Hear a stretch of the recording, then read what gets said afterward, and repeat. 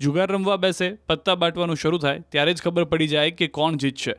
ભલભલાને ગોથે ખવડાવી દે એવી તરકીબ માર્કેટમાં આવી છે. જુગાર રમાડીને કમાણી કરવાની આ ખતરનાક ટેકનોલોજીનો રાજકોટમાં પર્દાફાશ થયો.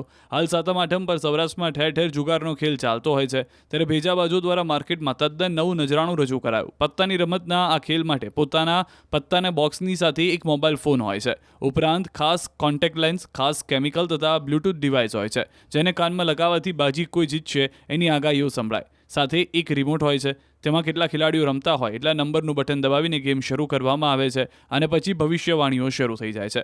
રાજકોટ શહેરના નામાંકિત હોટલમાં પીસીબીએ દરોડા પાડીને રૂમ નંબર 324માંથી જુગારધામ પકડી પાડ્યું.